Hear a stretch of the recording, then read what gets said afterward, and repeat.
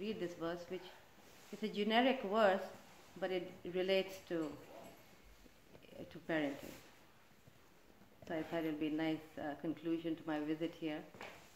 And before I begin, I just want to thank, the devotees here, especially to Lochanand Prabhu and his good wife, Gandharvika, for actually inviting me to this beautiful holy dham.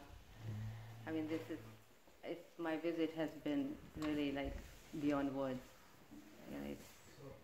It's just like, when I stand in front of Radha Madhava, I feel like I'm in Mayapur. And then you stand in front of Krishna Balaram. And Krishna Balaram, I sent these pictures to devotees and they said they look just like Krishna and Balaram in Vrindavan. So, here I feel like you have two holy dhams, It's such a special, special place. And the devotees and the loving relationship, and it's just beyond words. I have no words to express myself, how fortunate I am to actually set foot here. Especially my visit to the Prabhupada's quarters was so moving. I took a video and to show everyone wherever I go, this beautiful place where Srila Prabhupada came and blessed. And he predicted, I think, someone was telling me that he predicted that there would come a day where millions would come to this holy dham, So this could be true. This will be true. Okay, so I'm today going to be reading this verse from Canto 5, Chapter 5, Text 18. It's a very famous verse, and you may be already familiar with it. So I will read. I'm not a greatest Sanskrit scholar, but I'll try. Okay. Guru nasasyat swajano nasasyat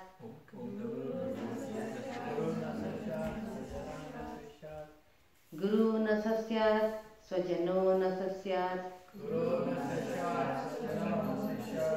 Pita nasasyat janani nasasyat Pita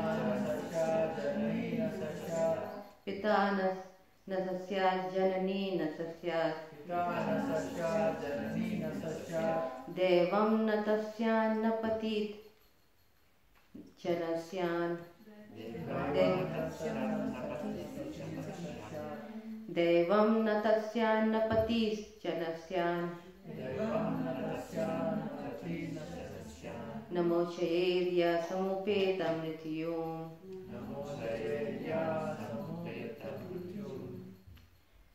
Anybody would like to repeat this?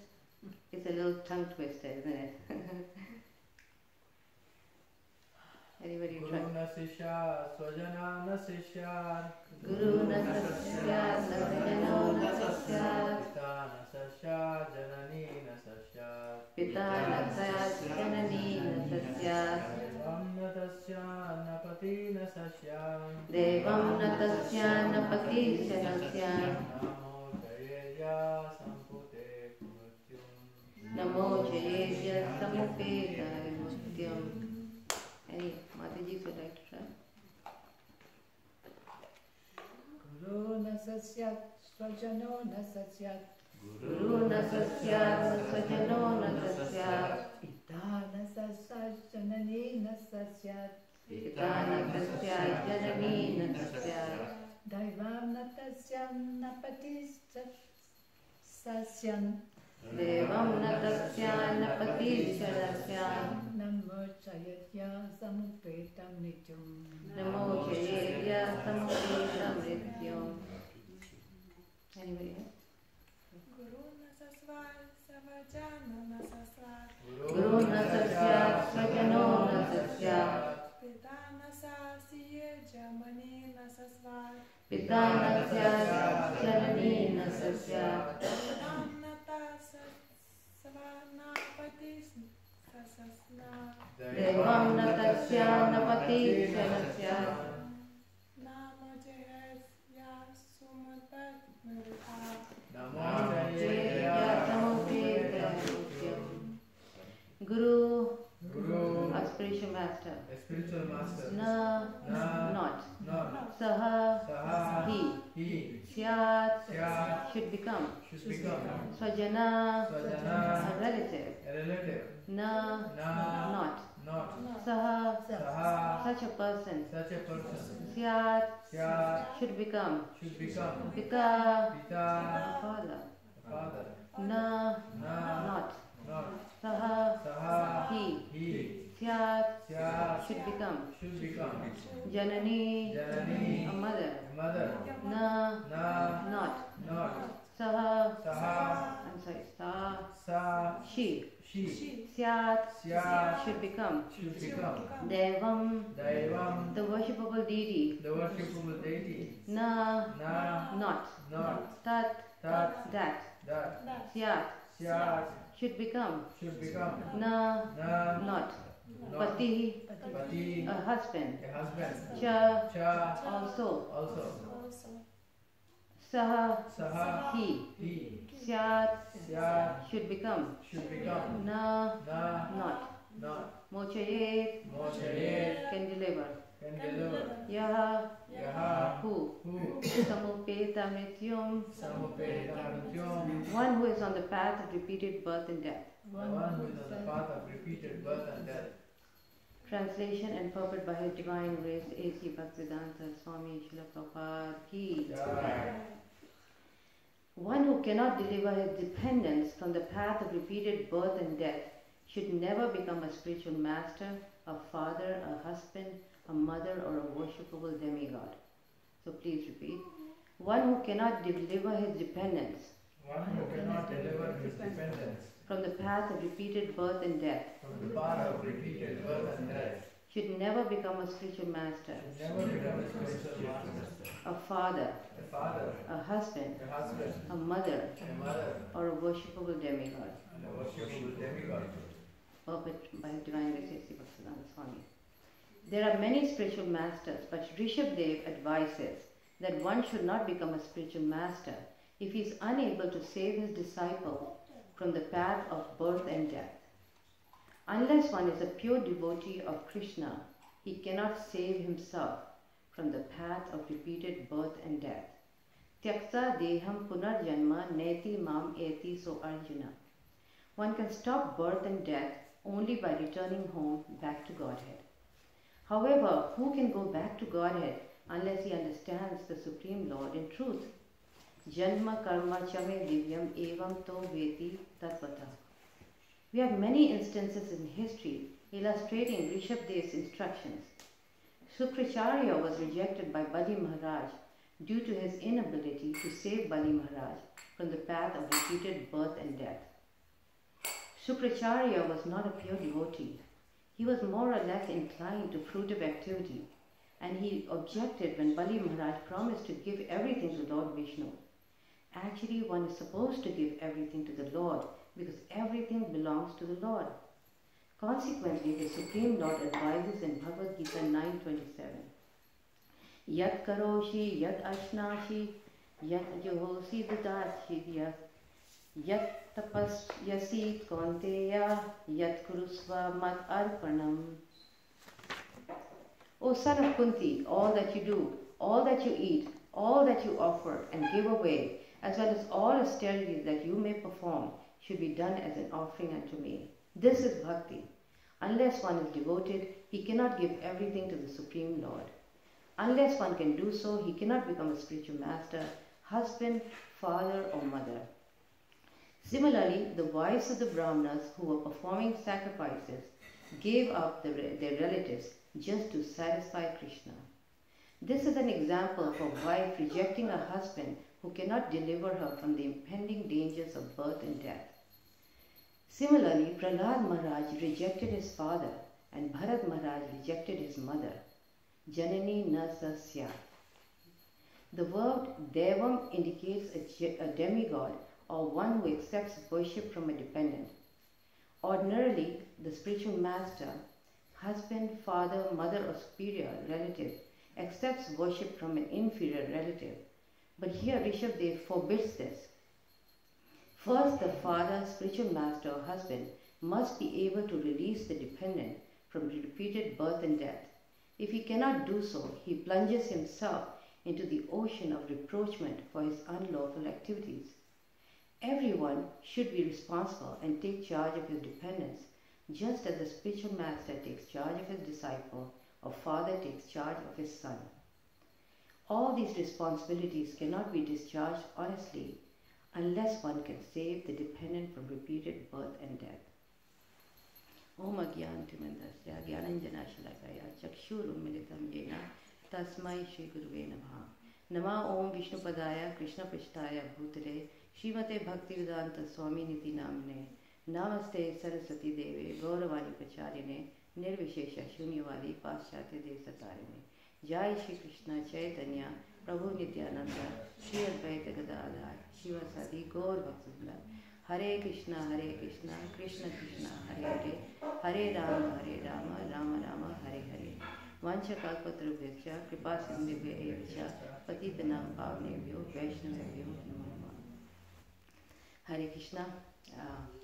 This is a very beautiful verse, and it's oftentimes it was quoted by Srila Prabhupada. A very important verse.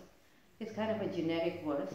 It applies to anyone who's in the position of giving shelter to others. So here Lord Rishabdev is talking to his 100 sons, and the eldest one was Bharat Maharaj, as we know about him, in the Srimad Bhagavatam, and he had other 99 sons, and not all of them took to Grahastha life. Most of them did, right? But then even those who did not take to Grahastha ashram, still this Rishabdev is speaking this verse because it applies to them in some way or the other, because they are in some way or the other they are giving shelter and guidance to others. So this verse is talking about anyone who's giving shelter to others, who has dependence. And so many people have been named here. And the reason why I'm speaking on this verse is because I've been traveling and I came here to give a seminar on the art of Krishna conscious parenting. And I was trying, and this verse kind of, also speaks directly to those who are in the role of parents, right, also. So of course many of you are past that, ashram and maybe, but still, like I said, this verse also speaks to all of us who are in the position of giving guidance to people who are younger than us. So it's a very important verse because it talks about how anyone who is in this position of giving a shelter to others, how the most important duty for that person is to try to take that jiva back to Godhead. In other words, the whole verse is referring to our undivided commitment to pure devotional service, basically, isn't it? It's amazing how Srimad Bhagavatam, it doesn't refer to ordinary dharma, the mundane dharma. It immediately takes you to the highest level, That's the glory of Srimad Bhagavatam. It's like, the Mahabharata will talk about the principles, ethical principles relating to what our dharma is, Our dharma towards each other, our dharma towards different people, the king's dharma towards his subjects. But Srimad Bhagavatam is taking us a step higher than that. That's why it's a little bit more difficult to understand, right? Because it's taking us to the higher principle that beyond all these different dharmas, which give us pious results, beyond that is the ultimate dharma, the Sanatana dharma, the dharma that pleases Krishna, the dharma that pleases the Supreme Personality of Godhead, isn't it? And that's why it's so fair. I mean, it's so shocking when you read this, coming from India, from the Vedic culture, it's like, wow, a wife can leave the husband, it's unheard of, right? In the Vedic culture, you just don't do things like that. But here it's saying, because the highest principle is that the duty of those giving shelter is to take that person back to Godhead, and if that function is not done, then the dependent can reject. Of course, we don't do that whimsically because we are not on that platform. We are still very much attached to our body, and we are not at that level. But the principle is there. And what is the principle? The principle is that that the guru or the person who's in the position of leading has a very serious duty, and if he doesn't do that, then the dependent can actually reject such a guardian. And we see that in the case of Ramayana, Bharat Maharaj, he rejects his mother, Kekai, and that's very shocking, how he rejects his mother, because you know the story, right? Kekai was, she connived to get Ram banished to the forest so that her own son Bharat can become king. And Bharat being, because he knew that, Lord Ram is the supreme personality of Godhead, he must be pleased. Again and again we see Prabhupada giving these examples here, that how the patnis, of these brahmanas in Vrindavan, they also rejected their husbands because they could not please the Lord. So in this way we see again and again this principle of a commitment to pure devotional service. In any position that we take, we have to be we have to be clear about what our role, our duty is. Of course, it means that we are committed to towards that progress. Of course, we cannot, being conditioned, we cannot guarantee that, that our dependence will go back to Godhead. But the principle is there, that our effort should be towards that progress of that living entity, and so the question arises here: how to do it, how to do this job. It's a difficult job, especially as parents. It's a very difficult job and at every stage our role changes. At every stage of their life, the role changes. It's always so much with ups and downs. Always we have this situation, right? So there are several ways, that this can be applied to us. And the first one is our own qualification. How our own commitment to this process of devotional service is very, very important. Because children learn by imitation. You see, again and again we see anything that we do, the children want to follow, right? You're chanting and they are carrying around little beads, little bags, even though they may not even have the beads in it, right? It may not even have the beads, but yet they want to mimic what you're doing, right? So our qualification, our role as parents who are in this process of pure devotional service is very, very important, because children follow what we do. And it's very sweet when they're growing up, right? They want an altar, they want to do exactly what you're doing. And as they're offering, on the altar, they're offering every item in the room, Sometimes they're offering to the plants and to the pictures, any picture, so it's very, very cute. So in other words, our own qualification, our own commitment is very, very important, which children see and they mimic and they want to follow. So, and that creates character building. I mean, this is what gives them the initial impetus to be a devotee. Among all the people who affect a child's life, the parents are they are the ones who affect the most. That ability to be able to exercise the discrimination, the intelligence, to use the intelligence to discriminate whether this is right, whether I should take to this, whether I should exercise self-control in not giving in to sinful activities, is Krishna consciousness. Is Krishna consciousness. That's Krishna consciousness is the only thing that actually gives the child the discrimination to avoid certain things and to do certain things, right? And who is giving that first initial Krishna consciousness are the parents, because that's where it begins. It begins from the house, from the home. So how to do this job?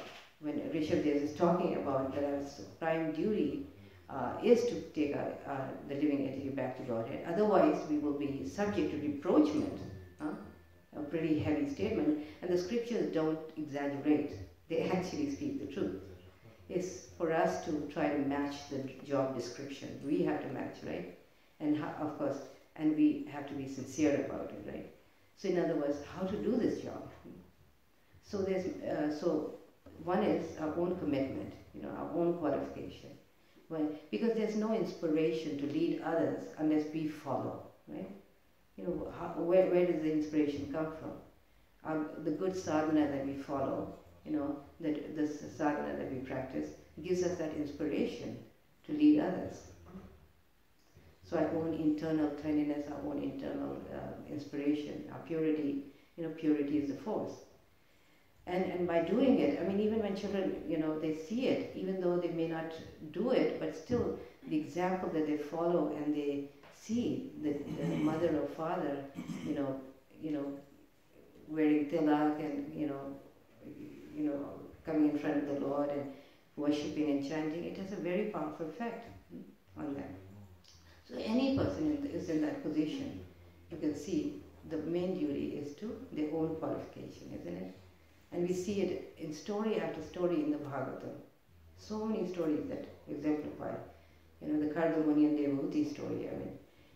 I mean, he was giving an amazing example, right? And he took that, he fulfilled his duty of taking her back to Godhead. So in other words, it's very difficult to follow, unless the follower has a good example. It's easy to follow, isn't it? When the person that you're following is setting a good example. And that is why in society we have so much problem, in relationships. It's because the people that Srila Prabhupada is naming here, who are acting in this role of being shelters, they're not matching that job description, isn't it? They're not matching it. So people, so they, there's so many problems, right? So this is like a call. Srila Prabhupada is waking us up and telling us that, hey, we are all in that position of leading somebody, right? Prabhupada said all of us have to be gurus in some capacity or the other, right? So all of us are in this position of leading. So all have this, everyone has to rise up and become qualified. So it's like a real, call for, trying to match up to what we are doing, So even though, even the demigods, as Prabhupada is saying, even the demigods, they cannot accept worship. And the reason why this is saying that is because the person who's giving shelter is in the position of accepting worship, And you cannot accept, worship means, they follow your instructions. At the very least, it means that, right? Besides, what we want to do, also the vapu and the vani and everything, right? You also physically want to serve. So they accept worship. So one cannot accept worship unless one gives back something. That's the whole principle behind it. In other words, if parents are accepting the children's worship in terms of following, so many things, then they have to, give that guarantee that, okay, I'm going to take you back to Godhead. But of course, it's not so easy, right? Many of us became devotees, after our children were born, After our children were born, we became devotees, right? So we can say that, okay, what to do now, I wasn't a devotee. So like I said, the Shastras are very clear. In other words, our duty is still there, and we may have to work harder, or we may just have to become pure ourselves. When we become pure ourselves, we can take all our dependence back to God, right? In the Shastra it says how the disciple can take the Guru back to God if the Guru is not qualified, right? So in other words, the parent can take the children back to Godhead. So we become qualified ourselves, you see? So we still fulfill that duty of taking our dependence back to Godhead, some way or the other. If we cannot drag our children because they are now not interested or something, we still keep trying. In other words, our duty is still there. We never give up. But at the same time, we can, again, the principle of our own commitment to devotional service, which will bring our children, also to that, will also take them back to Godhead. You see, so in this way we see that there is no, there's no how Shastra speaks in such plain tones. It's so fair. People say, well, it's more favorable to men, it's not so favorable to women, all these things. It's so, it speaks the truth, because ultimately we are spirit souls. We are neither man nor woman, right? So it's very clear on that. So that's the first point, is commitment, our own qualification, right? Then the second I was thinking would be, the commitment to pure sound vibration, the transcendental sound vibration. How important it is when we're giving shelter to someone, the commitment to help that person be exposed to sound vibration.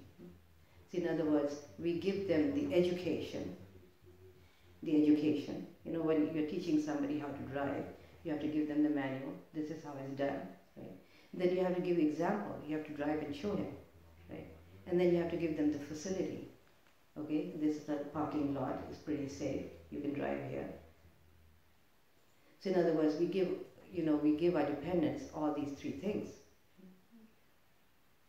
So the commitment to sound vibration means we hear Srimad Bhagavatam. We teach Srimad Bhagavatam. We study Srimad Bhagavatam.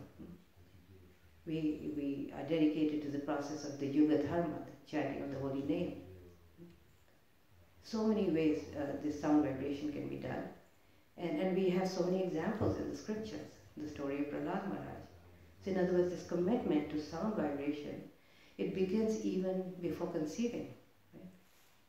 Wherein we invite very pure souls, in our life.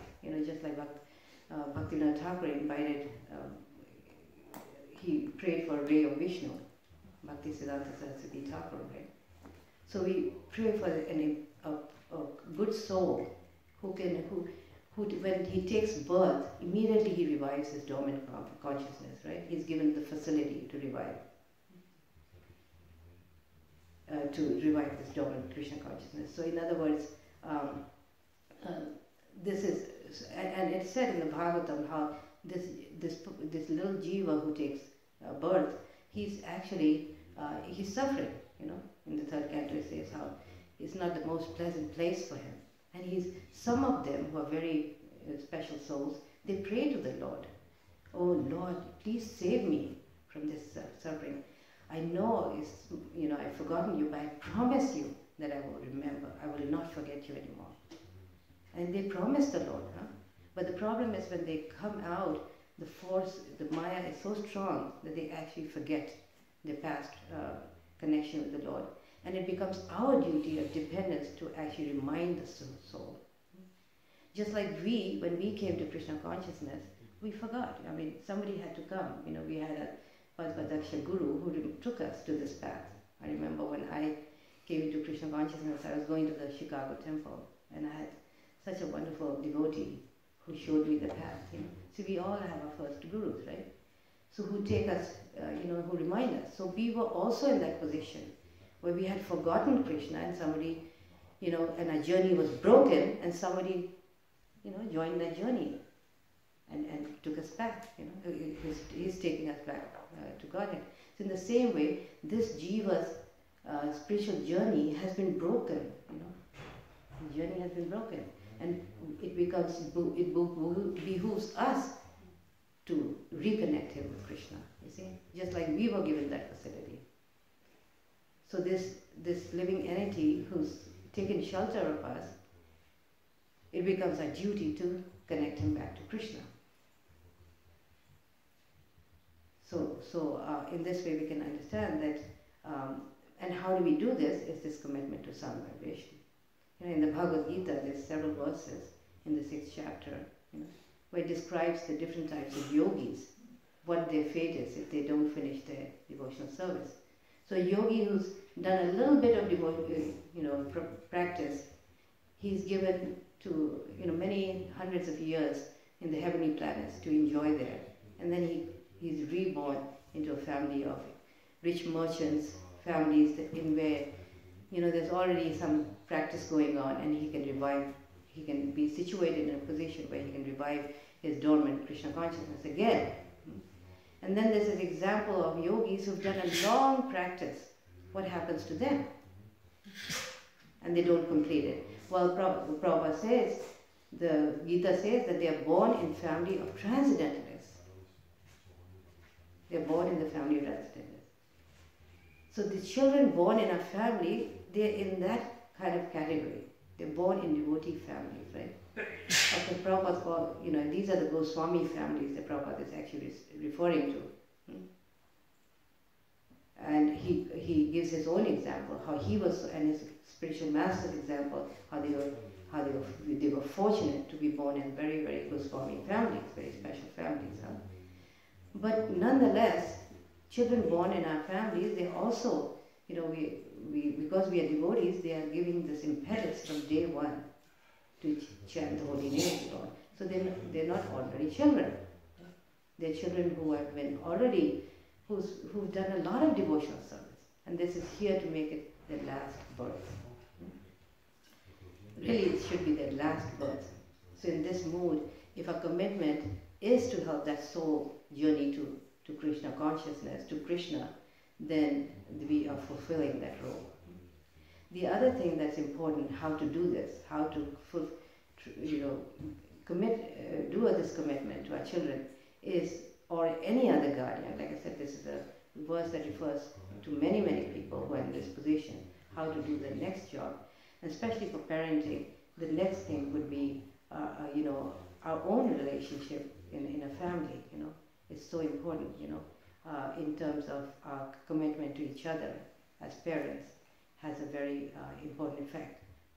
Like for example, if you take a mundane example, why this is so important, like in a temple somebody comes, and a new devotee comes, right, and a devotee goes and talks to him so nicely and invites him and welcomes him, right, and then there's another devotee he meets and he also welcomes him very nicely and tells him about Krishna consciousness. Then he meets another devotee and he also does the same thing.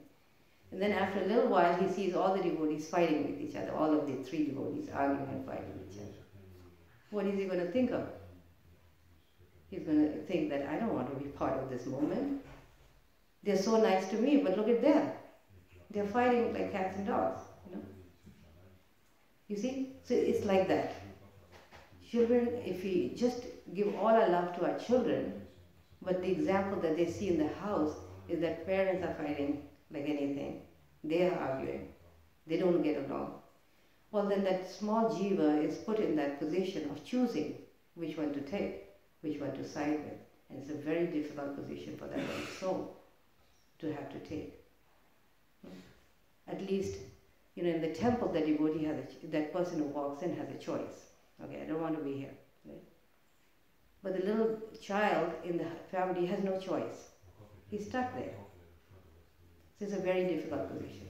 So in other words, the parents' commitment to each other, the love that exists between, and the respect that exists between parents and children, between husband and wife, right? So it's not just their commitment as devotees, but it's also their commitment to each other. And the affection and love that exists in the house. Because then children learn this is how to do it. They get a sense of security, they get a sense of, emotional security. And that's why you see in society so much problem, because there's no commitment, I mean, even the commitment of marriage is not there, right? People stay together even without marriage. And this is the example that children are growing up in. And then, and this, what Srila Prabhupada talks about is Varna Sankara. And it creates havoc in society, havoc. And of course, because we are devotees and we are part of this missionary activity of Lord Chaitanya, so our commitment is also to this missionary work, because we get that mercy, we get that blessings when we actually preach, right? Because we know in in ISKCON there was a time where there was too much emphasis on one side, and so we saw the results. So too much emphasis on one side can create a lot of problems. But too much emphasis on just family life, good family life, is also got its problems. Why? Because we do lose that mercy that we get from Lord Chaitanya by being part of the Sankirtan mission. So both ways it has to be done, in terms of what we do at home. And Prabhupada, purport after purport, he describes how a household should run. The commitment to sound vibration, the hearing and chanting, the offering, all these things, the deity worship. Of course, if you're living near the temple, this is the best place to be engaged, right? So these things are, we have that. So that's the third point. It's like the relationship between husband and wife, so very important in being guides, right? And in any other and any other person giving shelter, the same rules apply. Our own behavior, right? Our own dealings with devotees. We have to set an example, right? So that the person who is taking shelter, he understands how to do it. This is how it's done. And the wonderful thing about being a follower, is that, a good follower ultimately becomes a good leader. A submissive disciple one day becomes a wonderful guru, So in other words, in following, so there's also the commitment on the side of the dependents, also, they have to follow. Right? And when they don't do that, the guru can reject. So both ways there's duties, but here the emphasis is on the duties of those who are giving shelter. Those who are giving shelter. So in this way, we understand. There's so much to speak on this, but yeah, there's still time. So I was thinking I was going to relate this to a story in the 10th canto, that the Acharyas, Bhaktivinoda Thakur and Bhakti Siddhanta Saraswati has spoken, about parenting in relationship to this one Leela in the 10th canto. It's amazing, we have so much guidance, not only from Srila Prabhupada, but even his gurus, the parampara, on this subject matter of parenting, Because so many of our acharyas, they were grahastha themselves, right? Bhaktivinoda Thakur, he followed the contemporary model. He didn't send his children to Gurukula, he raised them himself. All his 10 children, And look at what he did. Right? Of course, the Vedic model is that we send our children to a higher, somebody who's more advanced, because we realize our weaknesses of too much attachment to our children. All those things are there. So I want to give this story in relationship with what the acharyas have to say about parenting. And this is the story of Vatsasura. Vatsasura. I don't know if you remember his story in the 10th canto. This was the calf demon. And now this story of Vatsasura is that he was a very powerful demon. And he had defeated all the other demons, and he became very puffed up. So one day, he entered this ashram of Vashishta Muni. Now Vashishta Muni had a very nice cow called Nandini. It was like a desire cow, who gave as much milk as he wanted, right? As Vashishta Muni wanted. So he came into this ashram, and he desired to have that cow. He was thinking, wow, so much milk, a desire cow. And so he disguised himself as a brahmana and begged for Vashishta Muni for this cow. And of course, Vashishta Muni was not an ordinary Muni. He understood that this is a demon who's trying to do this, and Nandini as well. So Nandini spoke up and says, you, pretender, you're in this guise of a brahmana, and you want to steal me. I curse you to become a calf. Because she was a calf. I curse you to become a calf. And immediately, Vatsasura became a calf. He becomes a calf. And he gets really disturbed, wow, And so he starts regretting, and so he circumambulated Nandini and asked for forgiveness. So Nandini said that, yes, in Dwapar Yuga, you will enter a herd of calves and you will be liberated.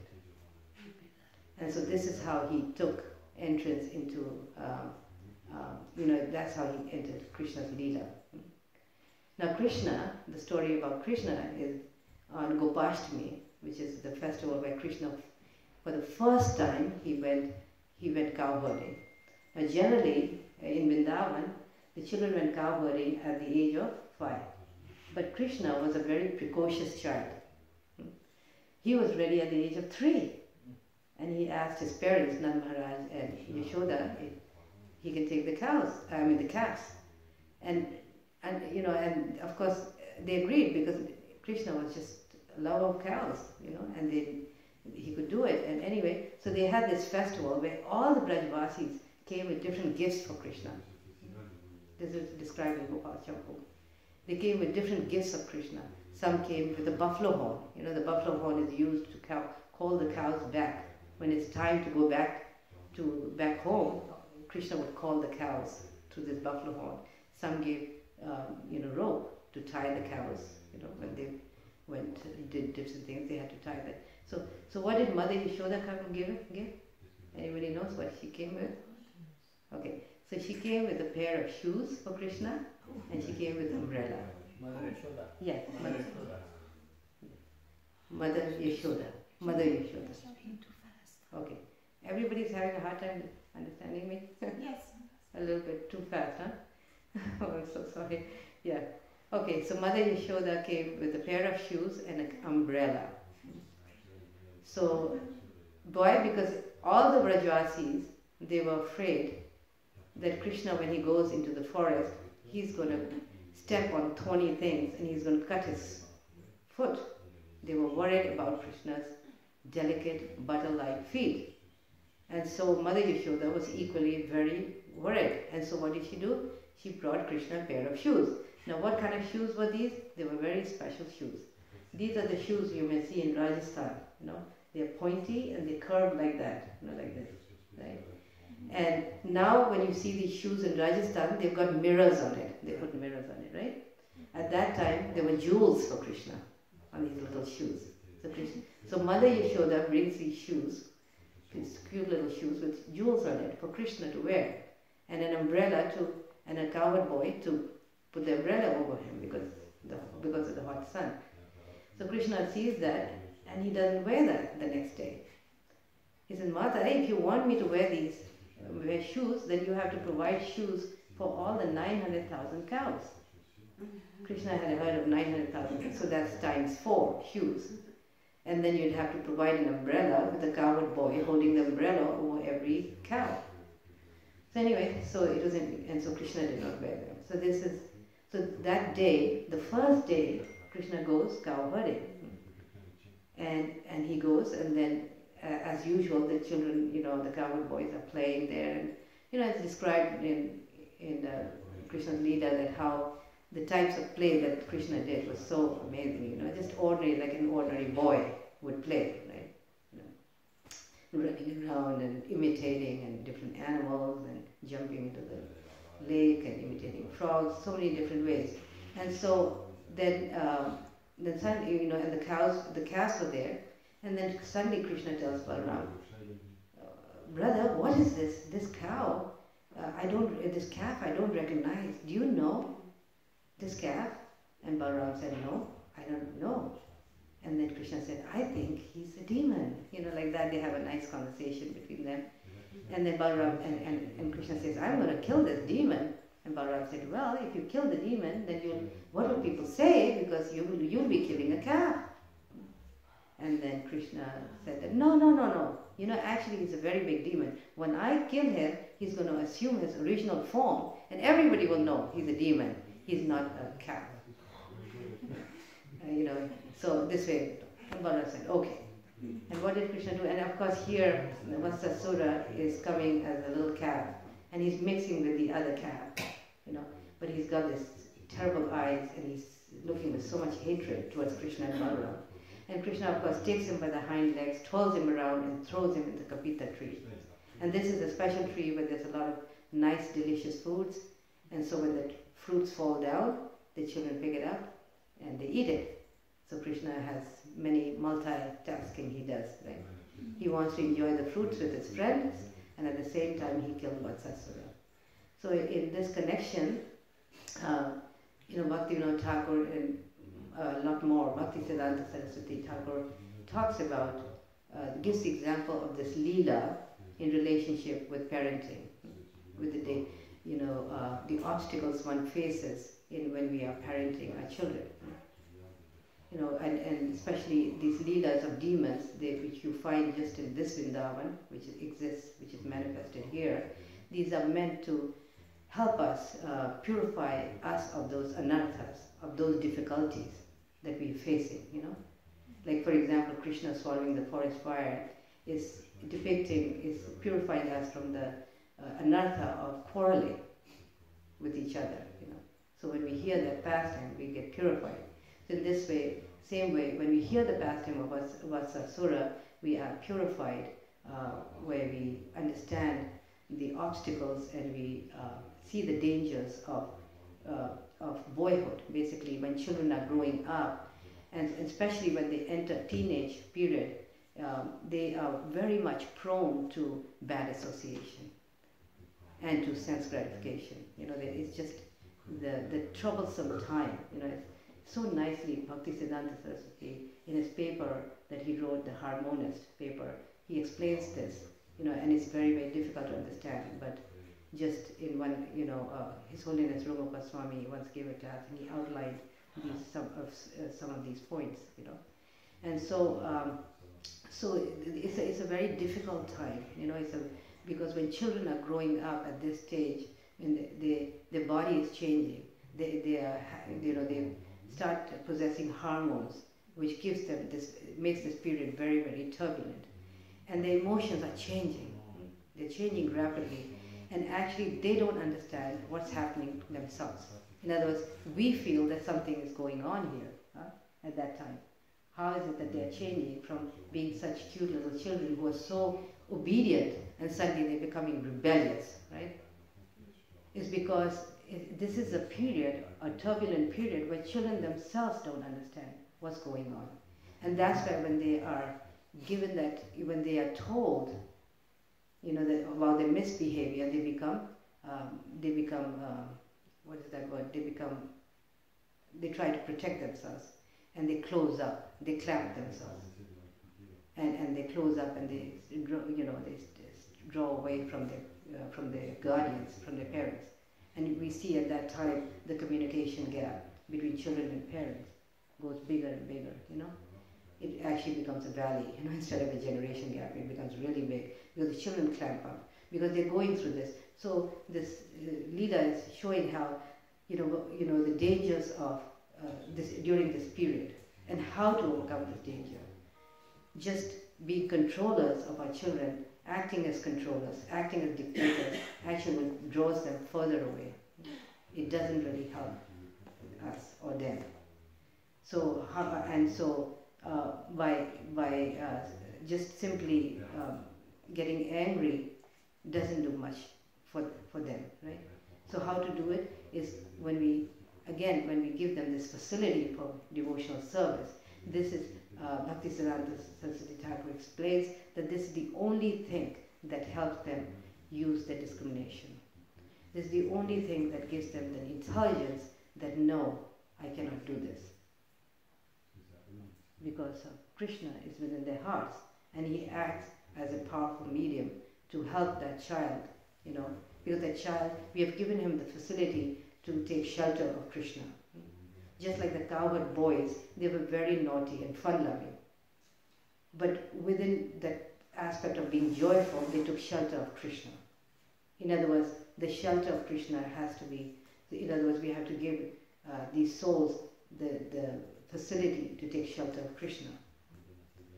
And when they take shelter of Krishna, then this same sweetness, the juvenile innocence that they depict, that is so endearing, this naughtiness, which instead of turning into mischievousness, which turns into bad association, instead of that, this juvenile innocence becomes very pleasing, because it's in the context of taking shelter of Krishna. So in other words, the innocence is enduring, but if it's misapplied by allowing them to, by giving them full reign to taste materialism instead of going to a spiritual life, then that they will immediately take that opportunity, that tendency for sense gratification and falling for their fall downs. So in other words, the point of the whole matter is that how in this role as parents, we have to understand that our facilitating the soul's journey to Krishna consciousness is the only thing that will save them and save us. It's the only thing that will save these little entities from, going on the wrong path. Otherwise, it's absolutely, parenting becomes a very, very difficult job.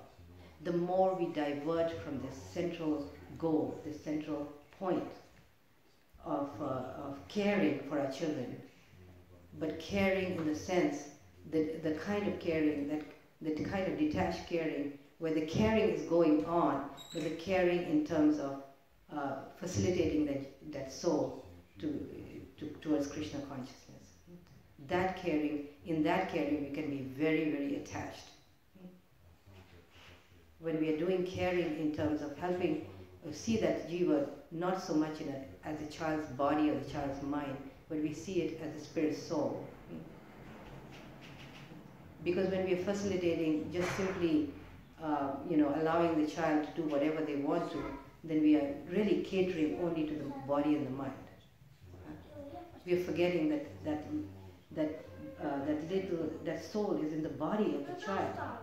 It's in the body of the child, but it's ultimately a soul, and the soul is trying to, complete its journey back to Godhead. So as long as we are doing caring on that level, the caring goes. It can be it should be very good, deep caring. But as soon as we do caring in terms of simply taking care of the body, which is important, we still need to feed the children healthy food and take care of, prepare them for responsible grasp life, and all those things goes on, right? So all this is going on. But if you forget the principal point in the caring, in the process of parenting, then we simply bring trouble. Parenting becomes a very, very difficult job. Because, material life is full with ups and downs, right? And due to the conditioning of the child, things are not going to remain the same. Because the child is also bringing its own guna and karma, its own tendencies, its own nature. And we have to deal with that, So in other words, there's going to be situations where, he's not going to do so well, right? Because he's bringing also his past karma, his nature, he's bringing with it. So this kind of caring makes us, we cater to that. We still direct those challenges that the child is facing towards, pleasing Krishna, just like Suniti did, right? Dhruva Maharaj was facing so much trouble. He had these material desires. He was in this mood of revenge, right? How she directed that conditioning, the nature of a Kshatriya, to take revenge, right? To see, not to take revenge as much as to see justice. They cannot handle injustice. And for that, they're ready to do anything.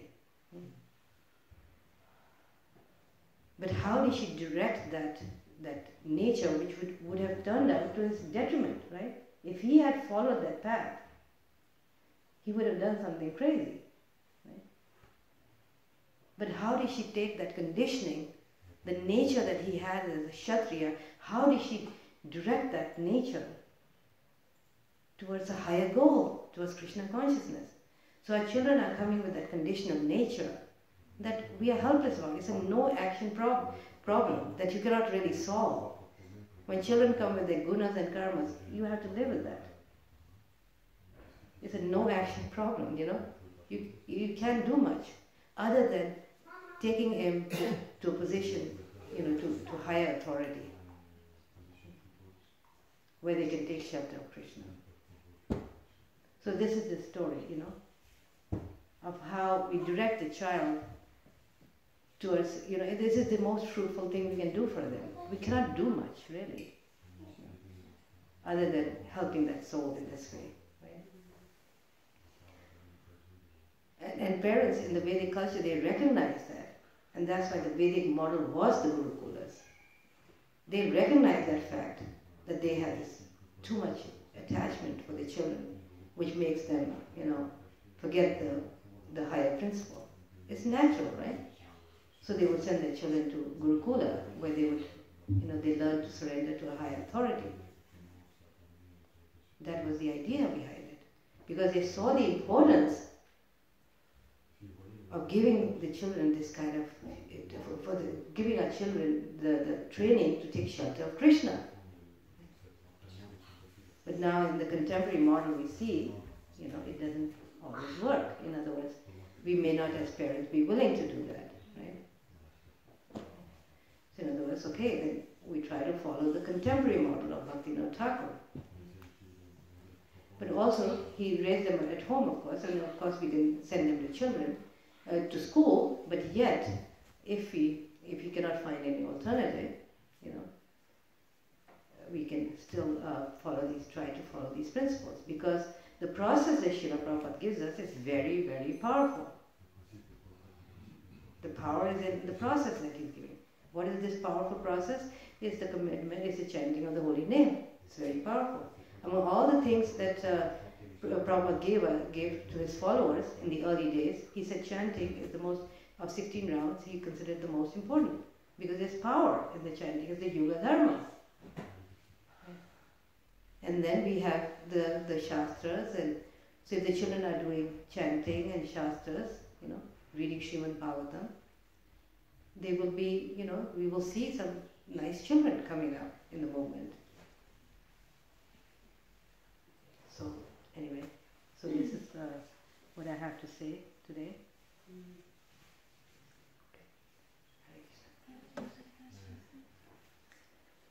If anybody has any comments, questions, I'm sorry I was too fast. Can you tell us about your own experience with your own children? Because one of them is wonderful.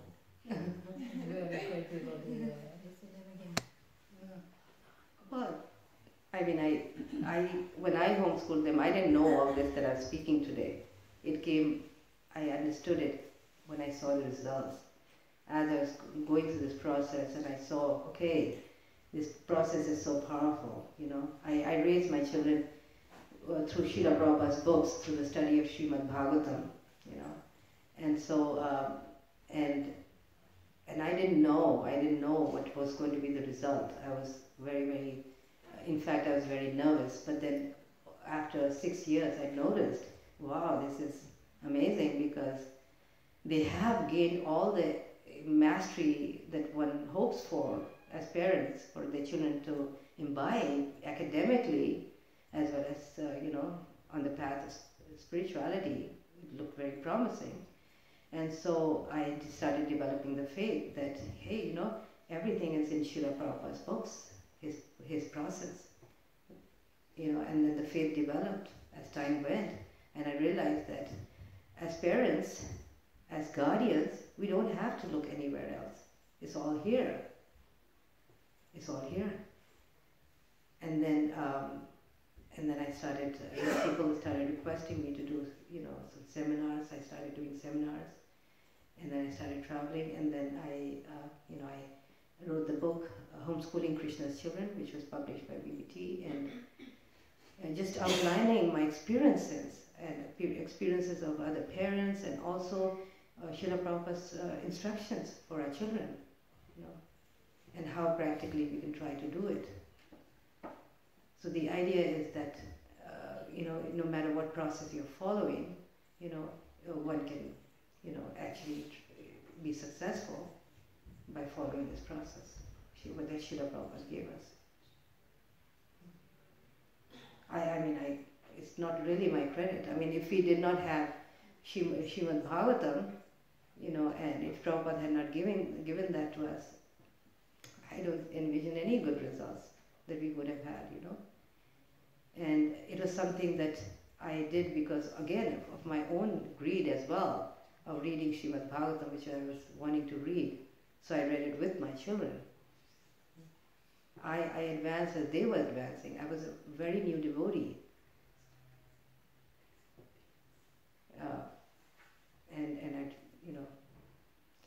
And over time, as my children went to college and they had experiences and the struggles that they faced growing up as teenagers and going to college, I gathered all that. I understood that, I don't know if I told that story about my younger son, Gopal Hari, when he went to Oxford. The English language arts became so good just reading Srimad Bhagavatam. Like I said in the seminar, the language, English was for us, it was English, was all from Srimad Bhagavatam, right? So the skills, the language arts that they developed qualified them to go to college and then on to Oxford, right? And, so I saw that, it's so powerful, this whole, what Prabhupada has given us. And then when he went to Oxford, I consulted my spiritual master, where I should send them. Oxford was very far away. I was thinking, okay, why not somewhere close in America? And he said, no, there has to be always protection, even though you raise your children as devotees, but you always give them protection, to send them to a place where there's devotees, where they can stay with devotees, and that's where the duty comes, that our duty actually never stops. And so I said, okay, Oxford, we're going to send them to there, and there's a nice apartment where all these kids from all over the world, Japan, everywhere, who are coming to Oxford, they live together, and every day they have the morning program and all that, and they cook prasadam and all that. So we still have to give them, we give them everything, give them good parenting, but then we have to give them the protection, In other words, the Prabhupada said we have to do regulated enjoyment, So children are looking for fun, they're looking for enjoyment, but we have to give them regulated enjoyment. So my son said that he went to London and they were there for 5 years. He said that if I did not have the Bhaktivedanta manor, I don't know where I would have been, what I would have done. The Bhaktivedanta manor, because there was a party every week there, Oxford is known as a party institute. It prides itself in a drinking college. Everybody must drink there. One of the best institutes, education. This is, so they believe in party and drinking. What do? I mean, your children have to study. They have to, they have to use their studies for, for preaching, right? For contributing. I mean, we can't stop them from going to colleges. We must let them go if they are showing an inclination, right? So what do? So again, so this commitment to Krishna consciousness, this giving them Krishna consciousness in this way helps them to go, and face these challenges when they get there. I like to end with a story of my younger son when he went to Oxford. It was the first day of orientation in the college that he was selected, the Queen's College. He says the Queen never came, but it's called the Queen's College. Anyway, they were sitting around this oval table. The new students, there was this provost, and they started toasting, They get their first drink, their first glass of wine.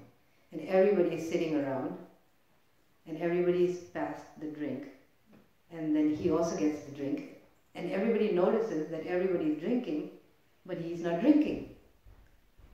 It's not a very big group. So they get on his case. They start pushing him, pressurizing him. Come on, Gopal, you can drink. This is just one sip. Come on. There was so much pressure. My son was saying that literally, like, he was shaking, like, what to do now? He's just like, maybe it's okay, like, just one sip, It's just barely, like, he was like so shaken up. And then he started thinking about his spiritual master. What is my spiritual master going to say?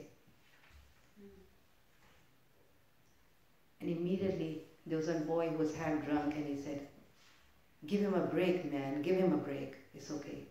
And the pressure went down. So they face challenges, even with devotees, But remember, what in the end, what helped him?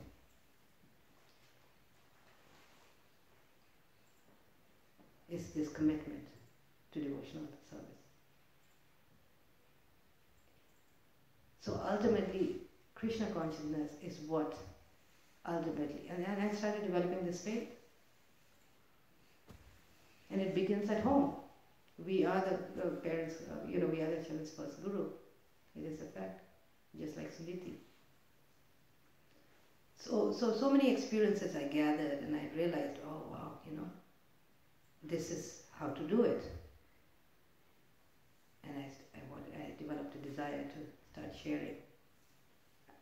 I mean, didn't start public speaking until I was like what? I mean, my husband, he was running the temple. He was always a speaker. I didn't. I mean, until the age of 60, I never spoke in public. Growing up in India, you don't do stuff like that. But by Krishna's mercy, I'm here. It's like I'm not a Shastic scholar or anything. It's just that I had a great desire to be, a mother who can, of children who can be committed. That's all. Thank you very much. Hare Krishna. On behalf of all the devotees, we would like to thank you for being here with us. You said you are not a scholar. I could see you know Bhagavatam in and out. Thank you. You relate the Bhagavatam to kids, and this is very inspiring. Something that when we talk about kids and Bhagavatam, they don't go well because we don't let them into the class and things like that. Thank you. That this is very inspiring to see that we can relate Bhagavatam to kids every day. This is very inspiring. Bhagavatam has everything for everyone. We wish you a safe travel, and we hope you will come back next year. It was a short trip. Maybe next time we can stay longer. Thank you, Prabhu, for your kind hospitality. Everything was so wonderful. Thank you. Aruddha Mataji ki we convince the other devotees that they all can come. It's not just Swami's classes we go to. There's so many parents I feel they're missing out.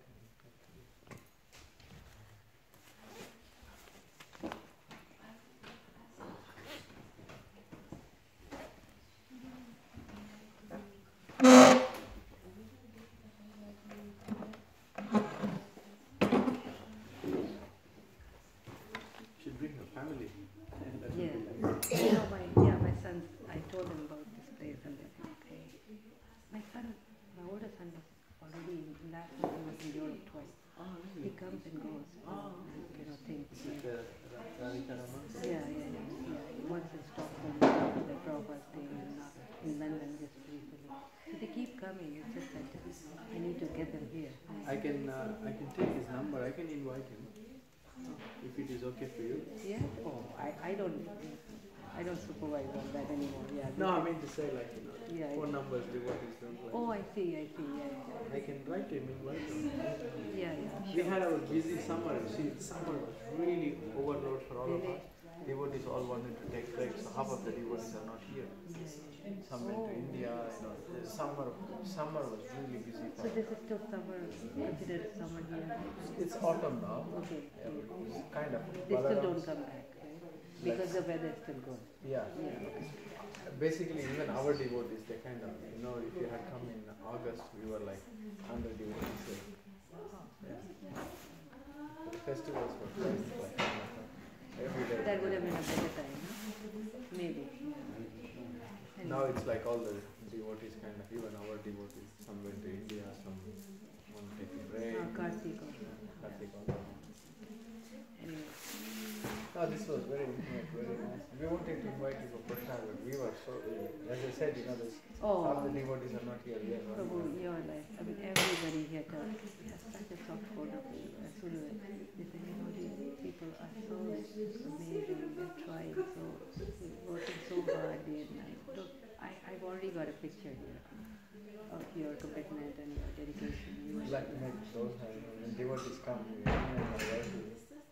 we try to do those so that we also eat some doses sometimes. Which part of India are you from? I'm from Prayag, from Iran. Yeah. You look South Indian, sir. Yeah.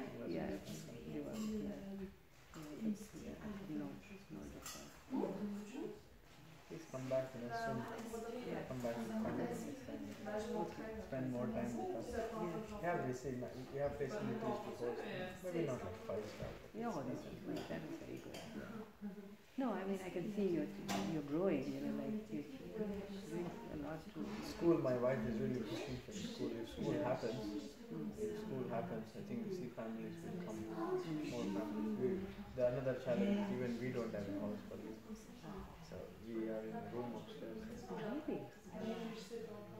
The GPCs, they requested us also that we live outside. But we are now like this, We You see, like, it's okay like this, but if you want to go like this, that means we have to be available. Yeah. We come to Mangala, both of us, Yeah. every day for Mangala. So it's like kind of, I mean, almost go to the shed every day. So, Really. so we know that, in a few years we will be kind of like steadying the boat a bit. We cannot slow down now. Yeah, you With got Sangeeta, we slowed down already a lot. Now you have to get this place together. Yeah. Few houses, like the retreat center. Do like a restaurant and retreat center. Oh, really? Like behind the guest house, there's actually Bhagwan Prabhu, and during that time they did this 45 days. Oh, It was Gurukul actually. Oh. So this was like the second in the Europe, which Yeah. was the last. Oh, 200 kids. wow. My God. They were big one time, 300 devotees for this.